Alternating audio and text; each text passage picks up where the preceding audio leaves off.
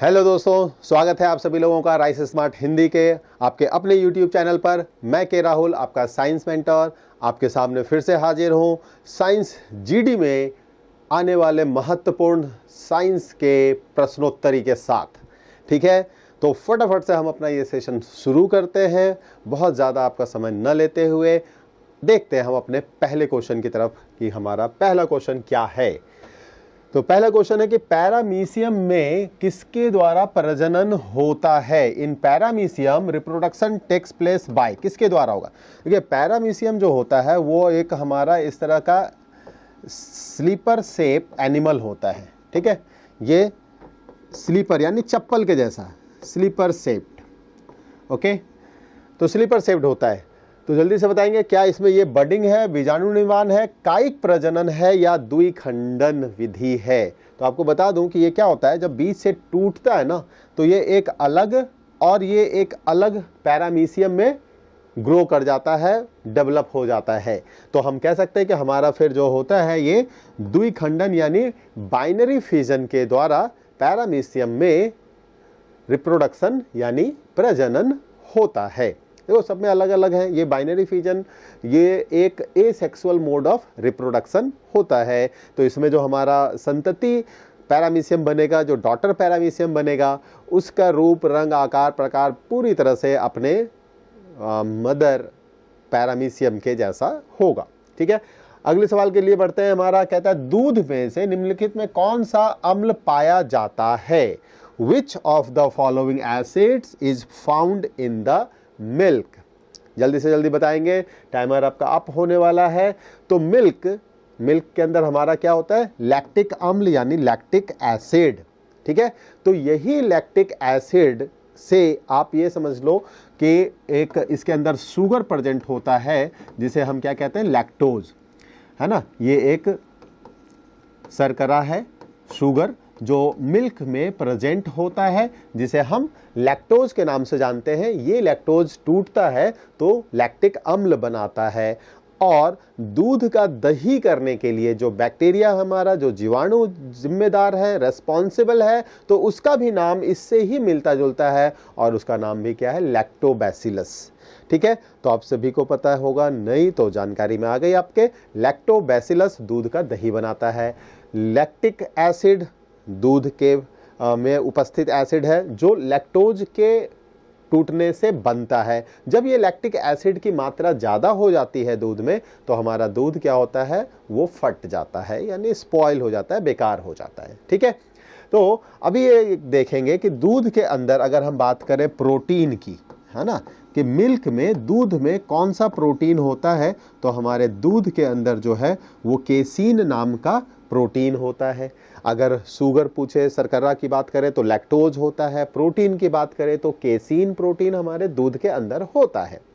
देखिए, और इसी से संबंधित एक और दैनिक उपयोग की चीज है, वो ये कि कभी ये आता है कि जो मिल्कमैन है, दूधिया जो है, जो अपने गांव से, कस्बे से काफ़ी सारा दूध क्वांटिटी में लेकर निकलते हैं और शहर में, जगह जगह, गांव में, घर में वो दूध बांटते हैं।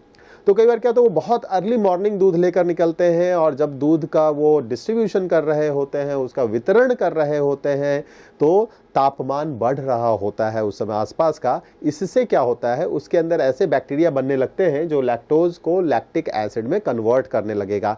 अब लैक्टिक एसिड की मात्रा अगर थोड़ी ज़्यादा होगी तो क्या होगा, दूध आप जब लेंगे दूधिये से, उस समय तो दूध सही रहेगा देखने में, लेकिन जैसे ही आप उसे गर्म करने के लिए डालेंगे, वो दूध फट जाएगा। मे बी अगर आप में से कोई ऐसे हैं जिनके साथ ऐसी घटना घटी हो कि दूध आपने लिया वो सही था, लेकिन जैसे ही आपने दूध को उबालने के लिए गैस पे या चूल्हे पे डाला, दूध फट जाता है। वो इसी लैक्टिक अम्ल की अधिकता की वजह से होता है। तो इससे बचने के लिए वो क्या करते हैं, वो दूधिये जो हैं यानी मिल्कमैन, उसमें सोडियम बाइकार्बोनेट डाल देते हैं, सोडियम बाइकार्बोनेट।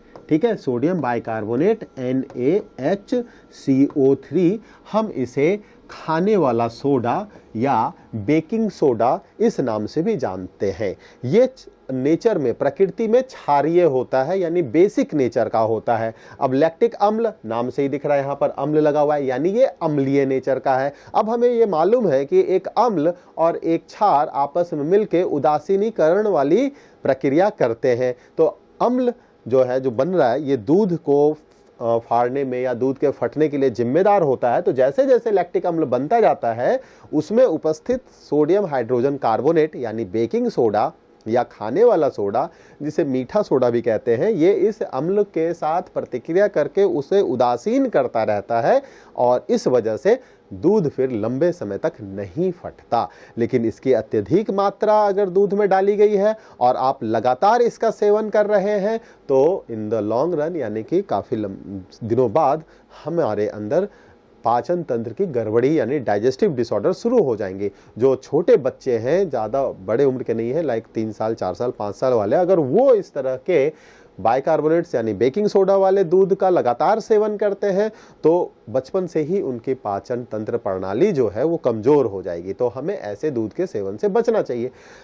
अब जिस तरह से अब हमारी जीवन शैली अभी है, उसमें ये चीज़ से तो बच पाना थोड़ा बड़ा मुश्किल सा है। ठीक है, एक ही सूरत है कि हम अपने घर में ही गाय भैंस पालें और उसका ताज़ा दूध निकालें और तुरंत उसका सेवन कर लें। ठीक है, चलिए आगे बढ़ते हैं हम अपने अगले सवाल की तरफ।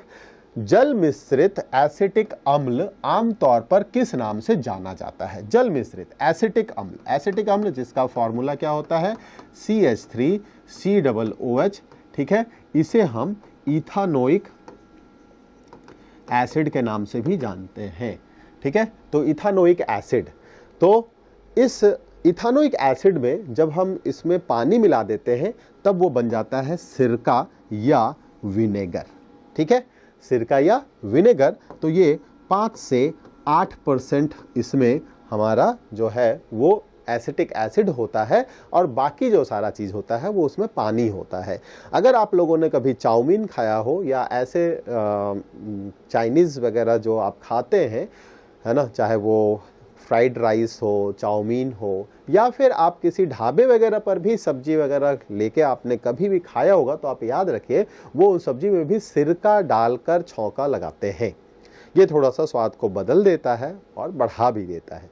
ठीक है, सिरके वाली प्याज भी कभी आप रेस्टोरेंट में जाएंगे तो वहाँ क्या है, वो ऐसा सलाद के रूप में प्याज देते हैं जो सिरके वाली प्याज होती है, उसका स्वाद थोड़ा सा खाने में अलग सा लगता है। ठीक है, तो काफ़ी यूज़ हम करते हैं सिरके का अपने खाने होने में। ओके, तो हम अगले सवाल की तरफ बढ़ते हैं। किस प्रकार का सूक्ष्म जीव टाइफॉइड का कारण बनता है? कौन सा माइक्रो ऑर्गेनिज्म टाइफॉइड करता है? जल्दी से आंसर देंगे पहले, अब आंसर हम उसके बाद डिस्कशन करेंगे। जल्दी बताएं क्या आंसर होगा। आंसर आपके सामने तुरंत अपीयर होगा टाइम अप होते हुए, और आंसर हमारा आ गया है कि ये जीवाणु के द्वारा होता है, बैक्टीरिया से होता है। टाइफाइड में क्या होता है बहुत हाई फीवर, हाई टेम्परेचर हमारे बॉडी का होता है और वो बहुत जल्दी रिड्यूस नहीं होता, कम नहीं हो पाता। काफ़ी हाई टेम्परेचर 103, 104 डिग्री सेल्सियस ऐसा तापमान हमारे शरीर का बना रहता है, उसे हम कम नहीं कर पाते जल्दी से। ठीक है, तो ये जीवाणु जो माइक्रो ऑर्गेनिज्म है, जो हमें अपनी आंखों से दिखते नहीं है, लेकिन समझ लो ये कितने खतरनाक होते हैं कि वो हमारे इतने बड़े शरीर को नुकसान पहुंचा देते हैं, बीमार कर देते हैं। इन सभी से बचने का बस बहुत सिंपल साधारण तरीका है, खाना आपका जो है अनहाइजीनिक कंडीशन, यानी कि ऐसे सिचुएशन में ना हो जहां पर मक्खियां ज़्यादा हो। खाने को हमेशा ढक के रखें, खुले में ना रखें। बाहर अगर खा रहे हैं तो वो अवॉइड करें, यानी कम से कम कोशिश करें बाहर का खाना खाएं। खाना खाने से पहले अपने हाथ को बहुत अच्छे से ज़रूर धो लें। ठीक है, तो ये सारी चीज़ें आपको जो है वो बहुत सारी बीमारियों से बचा सकती है। चलिए बढ़ते हैं हम अपने अगले सवाल की तरफ। प्रकाश संश्लेषण के उद्दीपन के कारण, प्रकाश के उद्दीपन के कारण पौधों में होने वाली गति क्या कहलाती है? देखिए, पौधे क्या होते हैं, जिधर प्रकाश होता है उधर की तरफ मूव करते हैं, बढ़ते हैं। इसका एक बहुत ही बेहतरीन उदाहरण हम अपने दैनिक जीवन में जो देख पाते हैं वो है सनफ्लावर। तो प्रकाश की तरफ बढ़ना, ये जो गति कहलाती है प्रकाशानुवर्तन या फोटोट्रॉपिज्म कहलाता है। तो पौधों का प्रकाश की तरफ, तो ये पौधे के जो तने होते हैं वो तो प्रकाश की तरफ जाते हैं, लेकिन उनका जो जड़ होता है, जो रूट, वो प्रकाश से दूर यानी जमीन के अंदर जाता है। हम उसे कहते हैं जियोट्रॉपिज्म। तो जियोट्रॉपिज्म क्या होता है? जड़ों का जमीन के अंदर की तरफ जाना, इसे हम कहते हैं जियोट्रॉपिज्म। तने का प्रकाश की तरफ बढ़ना या प्रकाश की तरफ भी मुड़ते हुए आगे बढ़ना, ये कहलाता है फोटोट्रॉपिज्म। ठीक है, बहुत सुंदर, बहुत अच्छा। तो अभी अब आप लोगों से मैं ये एक बात शेयर करना चाहता हूं कि जैसे आपको मालूम है एसएससी जीडी की धड़ाधड़ प्रश्नों के धड़ाधड़ उत्तर आपके सामने राइस स्मार्ट हिंदी के यूट्यूब चैनल पे रखा जा रहा है, जहां आप अपने पूरे साल भर की तैयारियों का एक जजमेंट देख सकते हैं कि आपकी तैयारी कैसी है। ठीक है, तो 10 सेकंड का टाइमर है, बहुत ज़्यादा तो नहीं कह सकते, लेकिन फिर भी हमने जो अगर अपनी अच्छी तैयारी की हुई है तो क्वेश्चन पढ़ते ही, सवाल हमारे सामने आते ही हम फटाफट से उसका आंसर दे सकते हैं। ठीक है, और ये आपको अपनी तैयारी की गहराई बताएगा, और जहां कुछ कमी आपको दिख रही होगी आप उसको पिन पॉइंट करके रख लेंगे, फिर उसकी तैयारी थोड़ा सा कर लेंगे। अभी भी हमारे पास काफ़ी समय है। और जिन बच्चों ने अभी तक इस सेशन को अपने दोस्तों के साथ, अपने प्रियजनों के साथ शेयर नहीं किया है, तो उनसे जल्दी से जल्दी शेयर कर दीजिए। बता दीजिए कि साइंस की धड़ाधड़ प्रश्नों की धड़ाधड़ उत्तर वाली खतरनाक प्रश्नोत्तरी वाली सेशन जो है वो चल रही है आपके सामने शाम 4 बजे से लेकर 5 बजे के बीच में। तो जल्दी से जल्दी इसको ज्वाइन करें और अपनी तैयारियों का एक जो है वो अनुमान लगाएं कि हमारी तैयारी कैसी है। ठीक है, जल्दी से शेयर कर दें, फटाफट से शेयर कर दें। और अगर आपको हमारी पढ़ाई गई, हमारे प्रश्नोत्तरी का प्रश्न और उत्तर का जो कलेक्शन है, जो संकलन है, ये अच्छी लगी हो तो लाइक भी जरूर कर दें। ठीक है, चलिए आगे बढ़ते हैं अपने अगले सवाल के साथ। यदि दूध को ग्रीष्मकालीन में फ्रिज के बाहर रखा जाए तो वह खट्टा हो जाता है, जिसका कारण है। अभी हमने थोड़ी देर पहले ही इसकी चर्चा की है, तो इसका कारण क्या होगा? जल्दी से जल्दी बताएंगे क्या कारण हो सकता है। बिल्कुल सही, बिल्कुल सही। कई लोगों ने, मुझे उम्मीद है कि सही जवाब दे दिया होगा, और वो है लैक्टोज शर्करा का लैक्टिक अम्ल में रूपांतरण, है ना। अभी हमने देखा था कि लैक्टिक अम्ल ये मिल्क में, दूध में उपस्थित होता है, लेकिन ये लैक्टिक अम्ल बैक्टीरिया की वजह से लैक्टोज का लैक्टिक अम्ल में रूपांतरण की वजह से बनता है। ये शुरू से उपस्थित नहीं होता, और इसी लैक्टिक अम्ल की वजह से दूध फट जाता है, जिसको बचाने के लिए जो सेलर हैं, दूध बेचने वाले हैं, वो क्या करते हैं, उसमें सोडियम बाइकार्बोनेट यानी कि बेकिंग सोडा यानी खाने वाला सोडा, मीठा सोडा जिसे कह सकते हैं, उसे मिला देते हैं। ठीक है, चलिए आगे बढ़ते हैं अपने अगले सवाल की तरफ। हमारे भोजन में आयोडीन युक्त नमक होना क्यों महत्वपूर्ण है ना। हम सभी आयोडाइज्ड सॉल्ट यूज करते हैं, आयोडीन युक्त नमक। आपको बता दूं, प्राकृतिक रूप से नमक में आयोडीन नहीं होता है, आयोडीन नमक में मिलाया जाता है। अब आप कहोगे नमक में ही अगर मिलाया गया तो सरकार ने नमक में ही आयोडीन मिलाने की क्यों बात कही है, इसे चीनी में या दूसरे किसी खाद्य पदार्थ में क्यों नहीं मिलाया गया। तो दोस्तों आपको मालूम है कि हमारे भारतवर्ष के अंदर बहुत अलग अलग अर्थ व्यवस्था के लोग हैं, बहुत गरीब हैं, गरीब में भी बहुत गरीब हैं, अमीर हैं।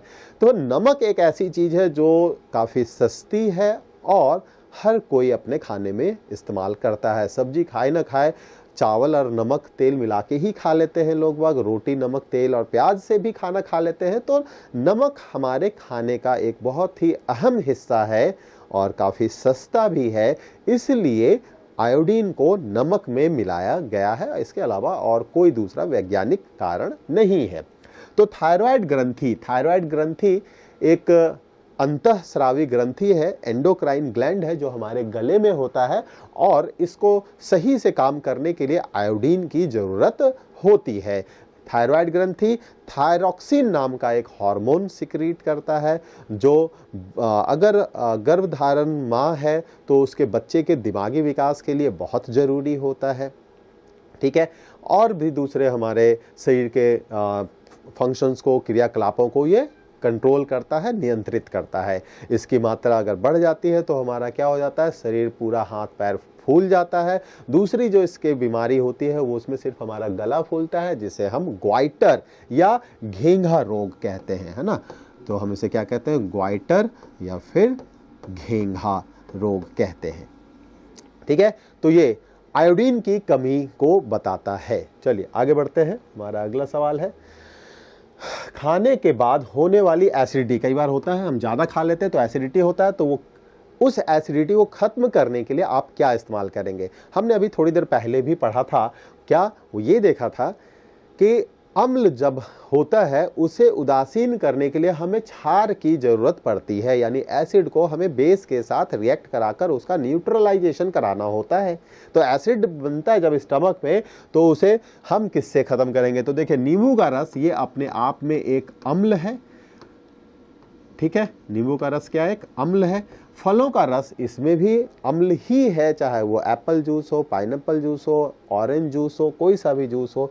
सब्जियों में तो खैर अम्ल ज़्यादा नहीं होता है, तो क्षार भी बहुत ज़्यादा नहीं होता। और बेकिंग सोडा हमने अभी अभी चर्चा की है, दूध बेचने वाले दूध में बेकिंग सोडा मिलाते हैं क्योंकि इसका जो प्रकृति है ये क्षारीय होता है, यानी बेसिक नेचर का होता है। ठीक है, तो इनो या डाइजीन या जेलुसिल जैसे जो ब्रांड नेम आप देखते हैं अपने आसपास और यूज भी किया होगा बहुत सारे लोगों ने, उनमें बेकिंग सोडा या फिर मिल्क ऑफ मैग्नीसिया, है ना, मैग्नीशियम का दूध हम जिसे कहते हैं, तो ये सभी बड़े कॉमन से दवाइयों में इस्तेमाल किए जाने वाले केमिकल हैं। ठीक है, आगे बढ़ते हैं।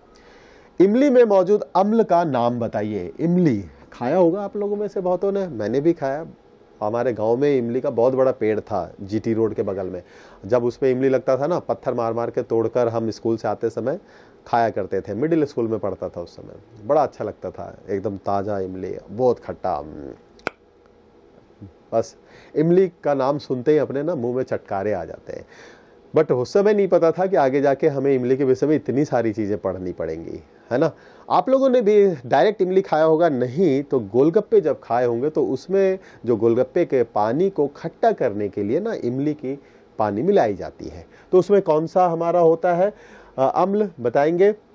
लैक्टिक अम्ल हमने अभी अभी देखा, ये दूध में उपस्थित होता है। अमीनो अम्ल ये एक ग्रुप का नाम है, किसी सदस्य का नाम नहीं है, और ये किसी भी प्रोटीन में उपस्थित होता है। सिट्रिक अम्ल ये संतरे में, मौसमी में, इन सबों में उपस्थित होता है। तो टार्टरिक अम्ल, टार्टरिक एसिड ये हमारा उपस्थित होता है इमली यानी टेमेरिंड में। बहुत सुंदर, अगले सवाल की तरफ बढ़ते हैं। जब आप 1 ग्राम तांबा यानी कॉपर पाउडर वाले चाइना डिश को गर्म करते हैं, है ना, चाइना डिश एक थोड़ा सा इस तरह का डिश होता है। ठीक है, इसमें मान लो कि हमने 1 ग्राम जो है वो क्या लिया है, कॉपर या तांबा इसमें लिया है। अब हम इसे क्या कर रहे हैं, लैब में बुनसन बर्नर होता है, हम इसकी मदद से इसको गर्म कर रहे हैं। ठीक है, चलो इसको हमने स्टैंड के ऊपर रखा हुआ है, गर्म करते हैं। तो कहता है ये थोड़ी देर बाद काला पदार्थ बनता है, इसका क्या कारण है, जल्दी से बताएं, टाइमर शुरू हो चुका है, क्या कारण है। तो तांबा यानी कि समझ लीजिए कॉपर गर्म कर रहे हैं। हवा में बहुत सारे गैसेज उपस्थित हैं जिसमें से एक ऑक्सीजन भी है। ये ऑक्सीजन के साथ अभिक्रिया करता है और कॉपर ऑक्साइड का एक परत बना देता है उस कॉपर के ऊपर। हमारे घर में, आपके घर में भी है ना, तांबे के बर्तन होंगे, देखोगे वो भी क्या होता है, हल्का काला या गहरे हरे रंग का उसके ऊपर एक लेयर, एक परत आ जाता है, वो होता है इसी ऑक्सीजन की वजह से, इसकी प्रतिक्रिया होने से, जिसे हम उपचयन यानी ऑक्सीकरण कहते हैं। तो तांबे का काला पड़ना, या फिर हम चांदी के भी बर्तन घर में इस्तेमाल करते हैं, चांदी की ज्वेलरी भी, है ना, जेवर वगैरह थोड़े बहुत हम वो इस्तेमाल करते हैं, है ना। घर में हमारी महिलाएं बिछुए वगैरह पहनती हैं, वो चांदी के ही बने होते हैं, ये भी काले पड़ते हैं। इनके काले पड़ने का जो कारण है, जो रीजन है, वो भी सेम यही है, उपचयन या ऑक्सीकरण। ठीक है, लोहे का जंग लगना वो भी किसकी वजह से है, तो इसी ऑक्सीकरण या अपचयन की वजह से है।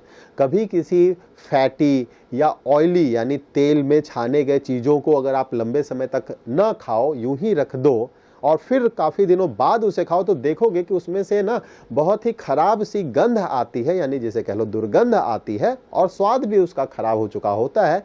ये कहलाती है रेंसिडिटी, और ये रेंसिडिटी भी जो है वो ऑक्सीकरण यानी उपचयन की वजह से होती है।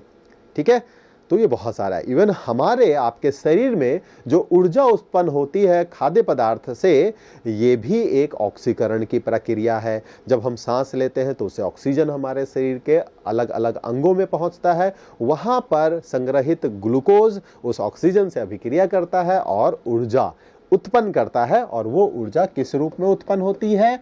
एटीपी के रूप में माइटोकॉन्ड्रिया के अंदर यानी सूत्रकणिका के अंदर, और एटीपी जिसका फुल फॉर्म है एडिनोसिन ट्राइफॉस्फेट। चलिए आगे बढ़ते हैं।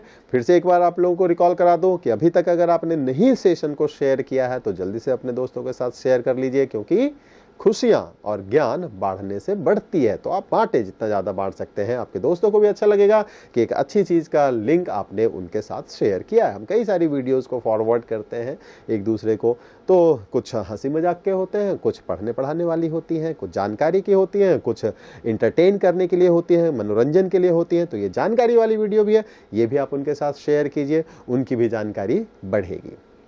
चलिए, प्रोटिस्टा जीवों द्वारा गति करने के लिए निम्न में से किस विशेषता का उपयोग किया जाता है? ठीक है, प्रोटिस्टा। तो हमने जब पादपों पूरे जंतु जगत का वर्गीकरण देखा था, तो हम देखे थे कि वो protista, Monera, fungi, Plantae, animalia, ये ऐसे 5 वर्ग बनाए जाते हैं। तो इनमें से ये पूछ रहा है कि प्रोटिस्टा जीवों में गति करने के लिए, उसमें मूव करने के लिए किस चीज का इसमें से उपस्थिति रहती है। जैसे हम अपने पैरों के बल चलते हैं, तो ये कैसे चलता है? तो ये हमारा है फ्लैजिला, है ना। तो फ्लैजिला क्या होता है? एक तंतु जैसी रचना होती है। इस तंतु जैसी रचना से ये पानी के अंदर, है ना, जैसे हम हाथ पर मारते हैं वैसे ही ये तंतु जैसी रचना होती है, जिसकी मदद से ये पानी में मूव करते हैं, एक जगह से दूसरी जगह जाते हैं। ये पकड़ने में भी काम आते हैं, जैसे कहीं इनको रुकना है तो इसी तंतु की मदद से किसी जलीय पौधे को पकड़ लेते हैं, तो वो वहीं रुके रह जाते हैं। चलिए नेक्स्ट है, निम्नलिखित में से कौन नीले लिटमस को लाल करता है ना। नीले लिटमस पत्र को, हम लिटमस पत्र हमें मालूम है कि एक ऐसा सिंपल सा कागज का एक टुकड़ा होता है, पतला सा एक स्ट्रिप होता है, एक पतली सी कागज की टुकड़ा होता है, जिसमें अम्ल को या क्षार को पहचानने की ताकत होती है। और ये लिटमस पेपर जो है ये बना होता है लाइकेन से, जो प्राकृतिक तौर पे हम ऐसे बनाते हैं तो लाइकेन से बनाते हैं। तो ये क्या होता है कि अगर वो अम्ल है, नीले का लाल, तो ब्लू से रेड करेगा। कौन करेगा? अगर वो अम्ल है। और अगर इसका उल्टा होना है, रेड से ब्लू, कौन करेगा?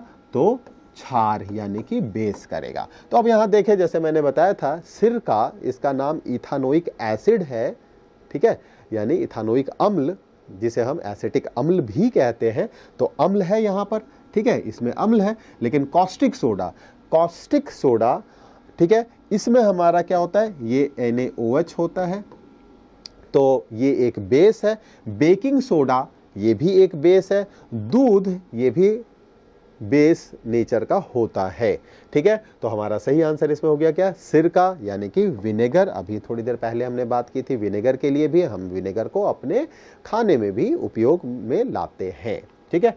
चलिए, पीएच स्केल। अब पीएच भी ना अम्लता को नापने के लिए या क्षारीयता को नापने का एक स्केल है। तो आपको ये बताना है कि ये पीएच स्केल में कहां से कहां तक की वैल्यू रहती है, ठीक है। तो ये मान लिया पीएच स्केल है, तो इस पीएच स्केल में बीचों बीच 7 होता है, जो न्यूट्रल के लिए बताता है। न्यूट्रल मतलब उदासीन के लिए बताता है। तो ये 0 से शुरू होता है, बीच में 7 आता है और फिर ये 14 तक जाता है। इधर हमारा एसिड यानी अम्ल होता है और इधर हमारा बेस यानी कि क्षार होता है। इधर क्षारीयता बढ़ती जाती है और इधर अम्लता बढ़ती जाती है। यानी जितना कम पीएच होगा उसका अम्लता यानी उसकी एसिडिक पावर उतनी ज़्यादा होगी, और जितना ज़्यादा पीएच होगा उसकी क्षारीयता यानी उसकी बेसिक स्ट्रेंथ भी उतनी ही ज़्यादा होगी, ठीक है। चलिए आगे बढ़ते हैं अगले सवाल की तरफ। दही बनने में कौन सा बैक्टीरिया सहायक होता है? लीजिए आ गई बात। अभी हमने थोड़ी देर पहले चर्चा की थी कि दूध के अंदर हमारा लैक्टोज होता है, वो लैक्टिक एसिड में बदलता है, जिसकी वजह से दूध फट जाता है, और उसी दूध को दही बनाने के लिए जिस बैक्टीरिया का हम इस्तेमाल करते हैं उसका नाम भी है लैक्टोबैसिलस एसिडोफाइलस। पूरा नाम लैक्टोबैसिलस एसिडोफाइलस। बहुत अच्छा। तो इससे हमने देखा, अभी हमने थोड़ी देर पहले भी देखा था, एक सवाल के जवाब में पूछा यह गया था टाइफॉइड इनमें से किस सूक्ष्म जीव से होता है? तो हमने उसका जवाब में भी देखा था जीवाणु यानी बैक्टीरिया को देखा था। और यहाँ भी हम क्या देख रहे हैं? बैक्टीरिया, इसे ही हम जीवाणु कहते हैं। तो ये बैक्टीरिया सिर्फ हमें बीमार ही नहीं करते, ये हमारे लिए काफ़ी लाभदायक भी है ना। तो हमारे स्टमक में भी ई कोलाई, ठीक है, किस नाम का? ई कोलाई नाम का बैक्टीरिया है जो हमारे स्टमक के स्मॉल इंटेस्टाइन यानी छोटी आंत में रहता है। ये पाचन में बहुत मदद करता है। तो ये हमारे लिए बहुत बड़े मित्र भी हैं। तो कुछ दुश्मन भी हैं, कुछ मित्र भी हैं। अब देखिए, कई आपके इंसान आपके आसपास होते हैं, उनमें से कई इंसान होंगे जो आपके अच्छे दोस्त होंगे, जो बुरे वक्त पर आपकी मदद करेंगे, दिल खोलकर मदद करेंगे, और कुछ उन इंसानों में से जो होंगे आपके शत्रु होंगे, जो आपका अच्छा तो नहीं करेंगे लेकिन आपका बुरा करना जरूर सोच रहे होंगे, और जब मौका मिलेगा आपका बुरा करना चाहेंगे। तो वही हमारे लिए शत्रु हो गए।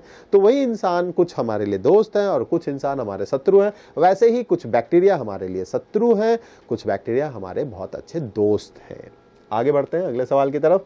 शैवाल, शैवाल जिसे हम एल्गी के नाम से भी जानते हैं, ये बहुत ही सूक्ष्मदर्शी होता है। कुछ शैवाल बहुत बड़े भी होते हैं, हम देख सकते हैं। कहता है मानव जाति के लिए उपयोगी होते हैं, क्यों है? ये आप देख रहे हैं, ये शैवाल एक मैंने लिया है क्लोरेला वल्गेरिस। तो ये एक स्पेस यान है अंतरिक्ष के अंदर। वहाँ पर ना इसकी मदद से ऑक्सीजन गैस बनाया जाता है, और इस ऑक्सीजन गैस को वहाँ जो एस्ट्रोनॉट्स होते हैं वो अपने सांस में उपयोग करते हैं। तो टाइमर आपका शुरू हो गया। इस टाइमर के जल्दी से बताइए कि एल्गी यानी शैवाल मानव जाति को किस तरह से फायदा पहुंचा रहा है। ठीक है, तो क्या है? Help in the formation of oxygen. और आपको बता दूं, ये ऐसा नहीं है, ये तो एक एग्जांपल दिया जहां एस्ट्रोनॉट्स शैवाल की मदद से ऑक्सीजन बना रहे हैं और उस ऑक्सीजन का उपयोग करते हैं अंतरिक्ष में। लेकिन इस पृथ्वी पर भी एल्गी जो है बहुत ज़्यादा, बहुत ही बहुतायत मात्रा में उपस्थित होती है। जहाँ कहीं भी पानी जमा होता है और वहाँ जो हरी हरी चिकनाई बन जाती है, जिस पर कई बार फिसल के आप भी गिरे होंगे, मैं भी गिरता था बचपन में, है ना। खासकर जहाँ हैंड पंप या ऐसा नहाने की व्यवस्था तो थी नहीं गाँव में, हैंड पंप लगी होती थी सरकारी खर्चे वाली, एक कॉमन सा हैंड पंप, वहाँ बहुत सारे लोग आते थे। तो वहाँ पानी आसपास जमा रहता था, वहाँ पर ये काई जो बनती थी ये वही शैवाल है, और वो चिकनाई होती थी। तो हम बचपन में कई बार थोड़ा सा इधर उधर भाग दौड़ करते और पैर वहाँ पड़ता, स्लिप करके गिर जाते। एक दो बार दांत भी टूटे हुए हैं ऐसे, है ना। आप लोगों के साथ भी ऐसा कुछ हुआ होगा तो कमेंट करके दीजिएगा, बताइएगा। आप भी अपनी चीज़ों को हमारे साथ शेयर कीजिए। चलिए आगे बढ़ते हैं। अम्लीय एवं क्षारीय तत्वों के निर्धारण के लिए हम लिटमस पेपर अथवा किसका उपयोग कर सकते हैं? अभी हमने थोड़ी देर पहले पढ़ा था लिटमस पेपर, है ना, जिसको लाइकेन की मदद से बनाया जाता है, और वो क्या करता है?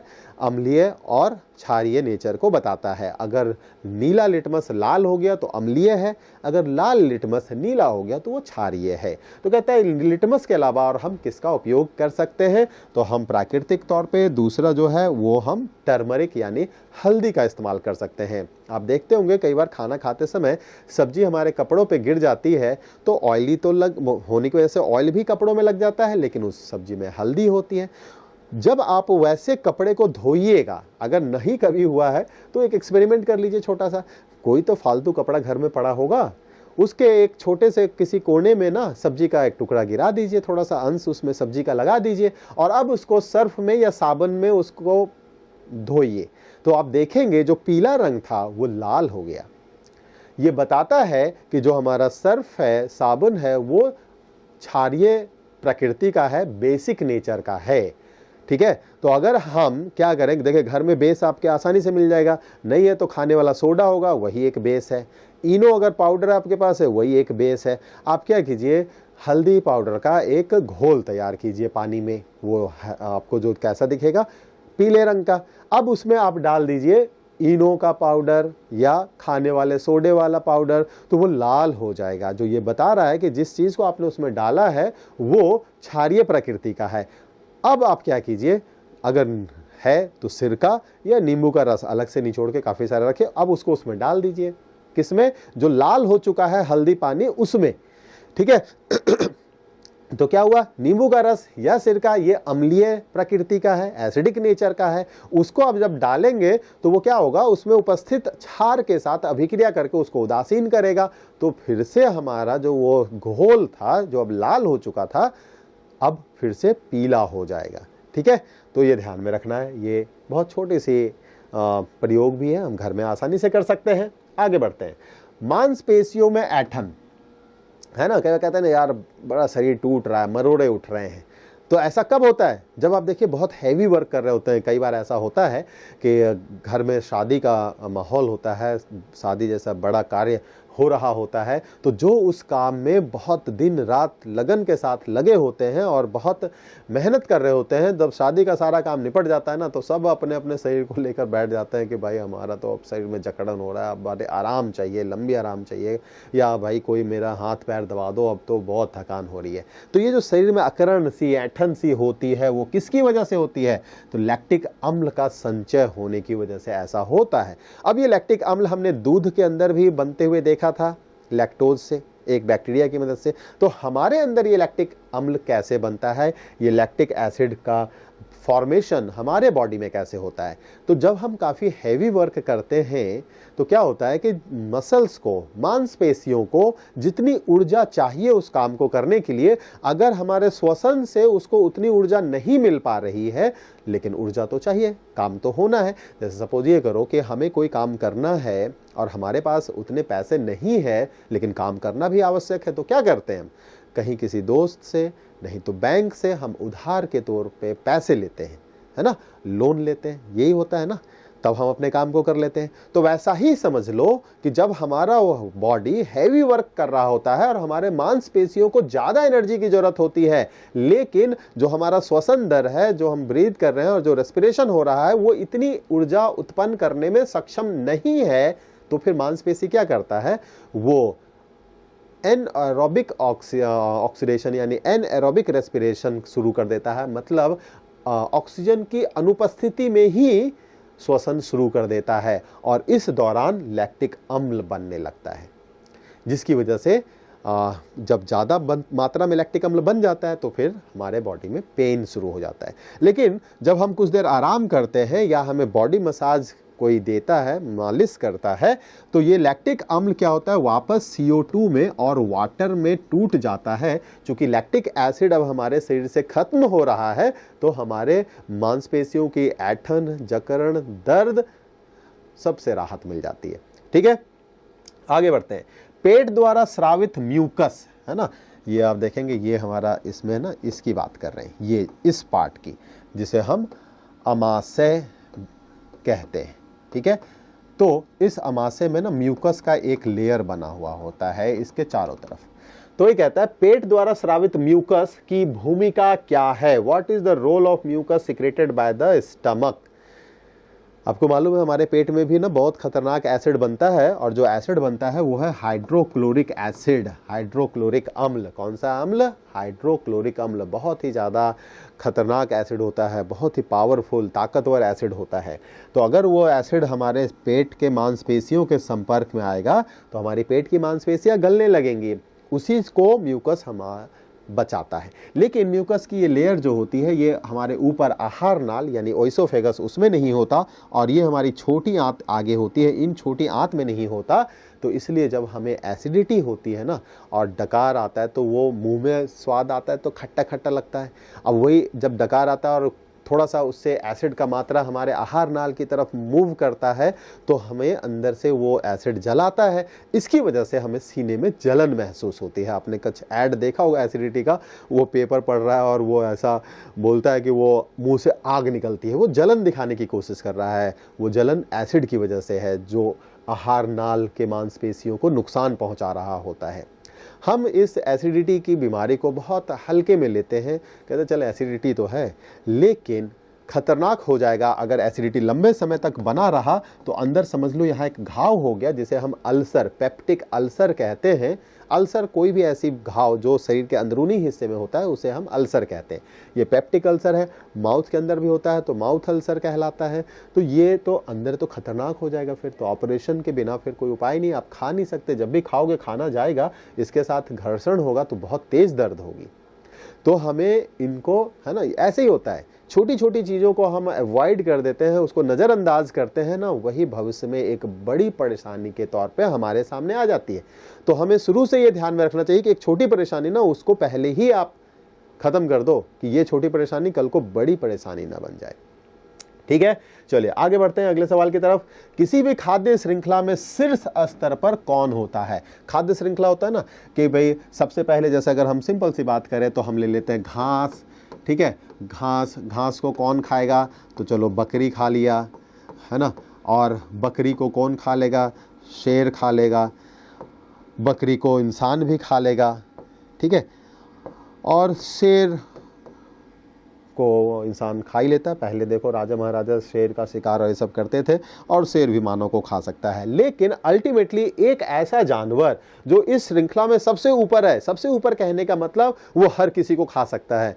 आपको मालूम होगा, एक बहुत ही सिंपल सा लाइनर फेमस है कि चाइनीज लोग जो है ना, हर उस 4 पैर के लोगों को, ये 4 पैर जिसके अंदर सांस है, उसको खा के खत्म कर देते हैं, है ना। सबको खा जाते हैं। भले देखो हर इंसान हर चीज़ नहीं खाता, लेकिन अगर हम पूरे विश्व की बात करें तो वो सारे इंसान हर जानवर को खा लेते हैं।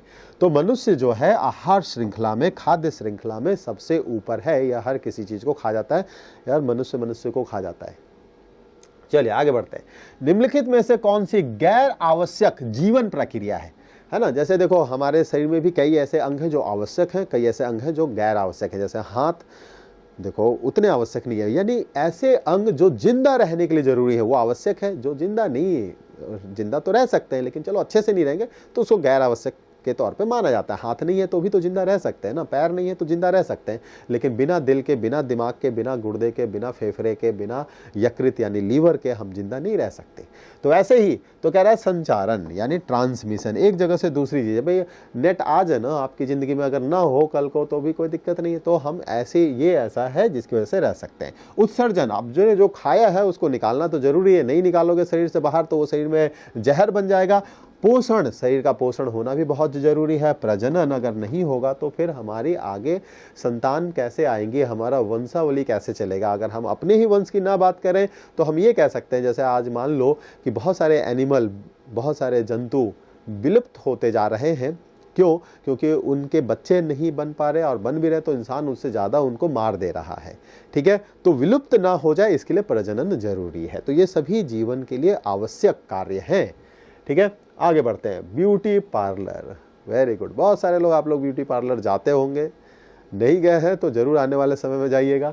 तो इसी से संबंधित यह है कि ब्यूटी पार्लर में बालों की सेटिंग के लिए निम्नलिखित में से किस रसायन का प्रयोग किया जाता है? देखिए बिल्कुल दैनिक उपयोग की चीज़ें हैं, हम ये सारी चीज़ें अपने दैनिक जीवन में करते हैं, लेकिन उसके पीछे के साइंस को नहीं समझते, उसके पीछे के विज्ञान को नहीं समझते। यही वजह है कि हमें थोड़ा सा विज्ञान कठिन लगता है, नहीं तो ऐसा बहुत ज़्यादा कठिन नहीं है। तो इसमें सिलिकॉन आधारित, आपको बता दूं कि कई लोग खासकर महिलाएं जो हैं, इंडिया के अंदर तो मैंने बहुत ज़्यादा नहीं सुना है, लेकिन फॉरेन में वो अपने आप को ज़्यादा सुंदर दिखने के लिए, ज़्यादा सुडौल दिखने के लिए क्या करते हैं, ब्रेस्ट में यानी अपने स्तन में भी सिलिकॉन पैड्स लगवा लेते हैं। ठीक है, लेकिन ये ब्रेस्ट कैंसर यानी स्तन कैंसर के कारण बन सकते हैं। तो इन सब चीज़ों से हमें बचना चाहिए। ऊपर वाले ने हमें जैसा बनाया है, जिस तरह से बनाया है, हमें उसमें खुश रहना चाहिए। अगर हम उसमें कुछ ज़्यादा छेड़छाड़ करते हैं तो क्षणिक तौर पर हम खूबसूरत तो हो सकते हैं, लेकिन उन केमिकल्स का दूरगामी प्रभाव ऐसा खतरनाक होगा कि शायद हम अब उससे भी ज़्यादा कुरूप और बदरूप हो जाएं, जितना कि हमें भगवान ने बनाया नहीं था। ठीक है, तो हमें इन चीज़ों से बचना चाहिए। अपने अगले सवाल की तरफ बढ़ते हैं। जंतुओं में समसूत्रण किस अवस्था में सामान्यतः साइटोकाइनेसिस होता है? देखिए कोशिका का विभाजन होता है, बच्चा इतना छोटा सा होता है, धीरे धीरे इतना बड़ा विशाल हो जाता है। तो कैसे होता है? तो क्या कोशिकाओं की संख्या बढ़ती जाती है। कैसे बढ़ती है? तो कोशिकाओं में विभाजन होता है। ये एक कोशिका है, ठीक है, ये विभाजित होकर दो कोशिकाओं में बंटता है, फिर इस 2 से 4 बनते हैं।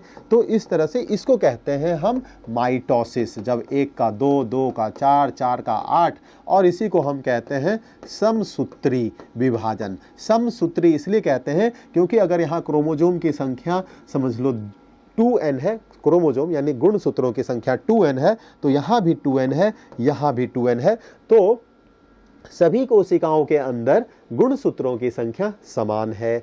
समान है इसलिए सम, गुणसूत्र समान है इसलिए सूत्र, तो गुणसूत्री है ना, समसूत्री, तो माइटोसिस। अब एक दूसरा तरह का विभाजन होता है जिसमें ये कोशिका है, ये हमारा जो बट जाता है वो 4 भागों में बट जाता है, ठीक है। ये कितने भागों में बट जाता है?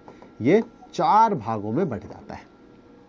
इसे हम कहते हैं मियोसिस अंग्रेजी में, और अगर हिंदी में देखें तो इसे हम कहते हैं अर्धसूत्री विभाजन, है ना, जिसे कहा समसूत्री यानी यहाँ गुणसूत्रों की संख्या समान होती है, ये अर्धसूत्री यानी यहाँ गुणसूत्रों की संख्या आधी हो जाएगी। तो मान लो कि इस कोशिका में गुणसूत्रों की संख्या 2n थी, तो इनकी संतति कोशिकाओं में जो गुणसूत्रों की संख्या होगी वो n हो जाएगी, यानी 2n की आधी हो गई, इसलिए अर्धसूत्री विभाजन। ये जो मियोसिस होता है ये शरीर के सिर्फ प्रजनन कोशिकाओं में होता है, यानी वो कोशिकाएं जो प्रजनन में हिस्सा लेती है। यानी अगर हम बात करें मेल की तो शुक्राणु में, और बात करें फीमेल की तो अंडाणु में ये देखने को मिलता है। तो शुक्राणु का n, अंडाणु का n, और हमें मालूम है जब शुक्राणु और अंडाणु मिल जाते हैं तब एक बच्चे का निर्माण होता है। तो उस बच्चे के शरीर में फिर से 2n नंबर ऑफ गुणसूत्र आ गए, क्रोमोसोम की संख्या आ गई। अब ये बच्चा जब बड़ा होगा तो उसमें माइटोसिस होगा, समसूत्री विभाजन होगा, ठीक है। समसूत्री विभाजन से वो अपनी कोशिकाओं के गुणसूत्रों की संख्या समान रखेगा लेकिन अपने आकार को बढ़ाता जाएगा, और जब वो वयस्क होगा और फिर से उसमें प्रजनन की क्षमता विकसित होने लगेगी, उसके अंदर शुक्राणु और अंडाणु बनेंगे, तो वहां पर फिर से मियोसिस होता है, यानी अर्धसूत्री विभाजन होता है, ठीक है। तो इसके ये 4 फेज होते हैं जो समसूत्री विभाजन होता है। सबसे पहला फेज प्रोफेज कहलाता है, उसके बाद वाली अवस्था मेटाफेज कहलाती है, उसके बाद वाली अवस्था एनाफेज कहलाती है, और सबसे आखिरी अवस्था टीलोफेज कहलाती है। तो कहता है टीलोफेज एक ऐसी अवस्था है, चाहे वो मियोसिस की बात करें या माइटोसिस की बात करें, टीलोफेज वो अवस्था है जब एक कोशिका पूरी तरह से 2 कोशिकाओं में बट जाती है। आपको सर यहाँ तो ये 4 बन रहा है, लेकिन आपको बता दूं कि ये मियोसिस ना 2 बार में होता है, ठीक है। 1 बार में नहीं होता है, 2 बार में होता है। 1 बार में 1 से हमारा 2 बनता है, फिर उस दूसरे में 2 से 4 बनता है, ठीक है। तो 4 में जाके ये पूरी तरह से प्रक्रिया खत्म होती है। लेकिन सिर्फ ये टीलोफेज की ही अवस्था है, इस अवस्था के बाद ही कोशिकाएं एक दूसरे से टूटकर अलग होती हैं। उसके पहले ये जितने भी फेज हैं वहां तक कोशिकाएं अलग अलग नहीं होती हैं, उनके कोशिकाओं के केंद्रक बट रहे होते हैं, उनके गुणसूत्रों में बंटवारा हो रहा होता है, लेकिन कोशिका का विभाजन, साइटोकाइनेसिस मतलब कोशिका का विभाजन, वो टीलोफेज की अवस्था में देखने को मिलता है, ठीक है। रंगाई और चर्म शोधन उद्योग में निम्नलिखित में से किसका उपयोग रंग बंधक के रूप में किया जाता है? सीधा सीधा याद रखने वाला सवाल है, जल्दी से बताइए। सब में मैग्नीशियम है, यानी ये तो पता है कि मैग्नीशियम का ही इस्तेमाल होना है, लेकिन मैग्नीशियम के किस लवण का इस्तेमाल होना है? तो यह है मैग्नीशियम ऑक्साइड का, ठीक है। तो रंगाई में या चर्म शोधन, जो काटे जाते हैं बकरे वगैरह जिसको हम खाते हैं, तो उनका स्किन निकाल के भेज दिया जाता है लेदर इंडस्ट्री में, वहाँ चर्म शोधन किया जाता है मैग्नीशियम ऑक्साइड की मदद से। अगले सवाल की तरफ, न्यूक्लियोलस का कार्य किसका संश्लेषण है? तो आपको बता दूं, देखो ये कोशिका होता है, कोशिका के अंदर न्यूक्लियस होता है, और न्यूक्लियस के अंदर एक स्ट्रक्चर होता है, एक रचना होती है, इसे कहते हैं न्यूक्लियोलस, केंद्रिका, केंद्रक के अंदर केंद्रिका, न्यूक्लियोलस। तो ये न्यूक्लियोलस किसका काम करता है? ये आरएनए को बनाता है, यानी आरएनए क्या होता है? राइबो न्यूक्लिक एसिड, है ना। हमारे बॉडी के अंदर डीएनए होता है, आरएनए भी होता है, डीएनए होता है, डीऑक्सी राइबो न्यूक्लिक एसिड, जो एक वंश से गुणों को दूसरे वंश में भेजता है। आरएनए ये मुख्यतः प्रोटीन संश्लेषण में काम करता है, यानी हमारे शरीर में प्रोटीन बनाने में मदद करता है। चलिए आगे बढ़ते हैं। घरेलू ईंधन के रूप में प्रयुक्त एलपीजी में मुख्य रूप से क्या होता है? हम सभी खाना बनाते हैं। प्रधानमंत्री उज्ज्वला योजना में सभी को गैस सिलेंडर बांटा गया था। उस गैस सिलेंडर के अंदर ही पूछा जा रहा है, वो जो एलपीजी गैस सिलेंडर है उसमें मुख्यतः कौन सा गैस होता है? तो उसमें हमारा क्या होता है? ब्यूटेन। ठीक है, और ये ब्यूटेन जो होता है ये गंध रहित होता है। क्या होता है? ये गंध रहित होता है, इसमें किसी तरह की कोई गंध नहीं होती है, याद रखिएगा। लेकिन आप लोगों ने जरूर अपनी लाइफ में ये महसूस किया होगा कि एलपीजी में जो गंध होती है वो बहुत खतरनाक गंध होती है।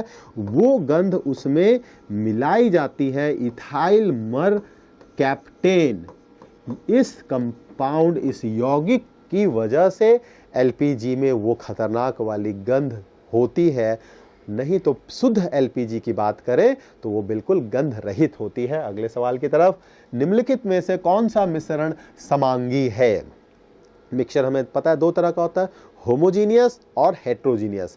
जब दो कंपोनेंट, जिस दो को आप मिला रहे हैं, अगर वो दोनों अवयव पूरी तरह से मिक्स हो जाते हैं तो वो समांगी मिश्रण कहलाते हैं, लेकिन अगर नहीं होते हैं तो वो असमांगी या विसमांगी मिश्रण कहलाते हैं। तो बताइए, स्टार्च और चीनी, मिथेनॉल और पानी, ग्रेफाइट और चारकोल और कैल्शियम और कार्बोनेट, कैल्शियम कार्बोनेट और कैल्शियम बाइकार्बोनेट, किसका मिश्रण? यहां आपको बता दूं, मिथेनॉल का ही बड़ा भाई है इथेनॉल। तो मिथेनॉल का बड़ा भाई है इथेनॉल, और यही इथेनॉल को हम शराब के तौर पे पीते हैं। तो आपको इसलिए बताया, चाहे मिथेनॉल हो या इथेनॉल, तो आप देखते हैं कि लोग बाग शराब में पानी मिलाते हैं और बहुत आसानी से मिक्स हो जाता है, फिर उसको पीते हैं। तो ये समांगी मिश्रण है। बाकी जो उदाहरण है वो विसमांगी है। निम्नलिखित में से कौन सा एक विसमांगी मिश्रण है? चलिए, एक विसमांगी मिश्रण भी आपके सामने आ गया। हाइड्रोक्लोरिक एसिड, सिरका, दूध, सोडा, वाटर। कौन सा हमारा इसमें से विसमांगी है? जल्दी से बताएं। तो देखिए, हाइड्रोक्लोरिक एसिड ये तो मिश्रण ही नहीं है, ये यौगिक है, तो इसका तो समांगी। यौगिक हमेशा समांगी होते हैं, मिश्रण जो होते हैं वो समांगी या विसमांगी हो सकते हैं। सिरका, इसमें एसिटिक अम्ल के साथ पानी को मिलाया गया है और ये भी समांगी होते हैं। ठीक है, दूध में भली आपको देखने में लगता है ऊपर से, लेकिन अंदर जो है ना, कहीं पर दूध की मात्रा में फैट यानी वसा ज़्यादा होता है, कहीं वसा कम होता है, तो विसमांगी है। सोडा वाटर, सोडा वाटर ये वही है जो बंटे वाली बोतल जो आप सिकंजी बनाने के लिए यूज़ किया होगा, बहुत सारे लोग जानते होंगे, है ना, सिकंजी के लिए सोडा वाटर। नहीं तो आप मार्केट में जाइए, आप कहिएगा कि मुझे सोडा वाटर चाहिए, तो वो बिल्कुल पानी के जैसा होगा। खासियत क्या होती है? उस पानी के अंदर कार्बन डाइऑक्साइड गैस मिलाई गई होती है, वो भी समांगी मिश्रण है। चलिए अगला सवाल हमारा है, जीवाणु कोशिका में मेसोसोम होता है। जीवाणु यानी बैक्टीरिया, तो इसमें एक अलग ही तरह की विशेष रचनाएं होती हैं। जैसे इसके अंदर केंद्रक नहीं होता, न्यूक्लियोइड होता है। इसी तरह इसमें एक स्पेशल, एक विशेष रचना होती है मेसोसोम। कहता है वो क्या काम कर रहा है? तो कहता है श्वसन के लिए मुड़ी हुई प्लाज्मा झिल्ली है। अगर हम ये ऐसे एक बैक्टीरिया, एक जीवाणु का रचना बनाएं, तो यहाँ पर हम ये ऐसे ऐसे ऐसे ऐसे ऐसे ऐसे ऐसे ऐसे ये दिखाते हैं, तो ये हमारा है मेसोसोम, जो बहुत सारी जुड़ी हुई लेकिन ऐसी झिल्ली है जो श्वसन में मदद करती है। अगला सवाल, मानव रक्त में प्लाज्मा का प्रतिशत कितना है? आपको मालूम है, मानव रक्त में आरबीसी होता है, डब्ल्यूबीसी होता है, ब्लड प्लाज्मा होता है और ब्लड प्लेटलेट्स होते हैं। प्लेटलेट्स होते हैं, ये चार कंपोनेंट ब्लड के अंदर होता है। इसमें से हमारा क्या है, मानव रक्त में प्लाज्मा कितना है? तो 55% हमारा प्लाज्मा है। अब हम आ चुके हैं अपने आखिरी सवाल की तरफ। आहार नाल का कौन सा क्षेत्र पचे हुए भोजन को अवशोषित करता है? जल्दी से बताएं। तो ये हमने आपको बताया था, ये हमारा आहार नाल का है, और ये अमाशय, अमाशय के बाद ये स्मॉल इंटेस्टाइन, स्मॉल इंटेस्टाइन यानी छोटी आंत, जो ऐसी काफ़ी मुड़ी तुड़ी स्ट्रक्चर जैसी होती है, और फिर इधर हमारा बड़ी आंत होता है। तो छोटी आंत, पाचन हमारा होता है अमाशय में, अवशोषण होता है छोटी आंत में, पानी का अवशोषण होता है बड़ी आंत में, और उसके बाद भी जो अनपच खाने रह जाते हैं वो बड़ी आंत में मलाशय में आकर जमा हो जाते हैं, और फिर वो मल द्वार के साथ बाहर निकल जाता है मल के रूप में। ठीक है, तो बहुत अच्छा आप लोगों का साथ रहा। हमने बहुत सारे अलग अलग क्वेश्चंस को डिस्कस किया साइंस के, जो बिल्कुल हमारे दैनिक जीवन से संबंधित थे। आप लोगों ने भी अपनी अपनी तैयारियों को जज कर लिया होगा कि हमने कैसी तैयारी कर रखी है। ऐसे ही क्वेश्चन के साथ मैं आपके साथ अपने अगले क्लास में फिर से मिलूंगा। समय याद रखिएगा, 4 से 5 साइंस एसएससी जीडी की क्लास। आप सभी लोग अपनी अपनी तैयारियों में मस्त रहें, व्यस्त रहें। आपके स्वर्णिम उज्जवल भविष्य की कामनाओं के साथ मैं राहुल आपसे विदा लेता हूं। नमस्कार।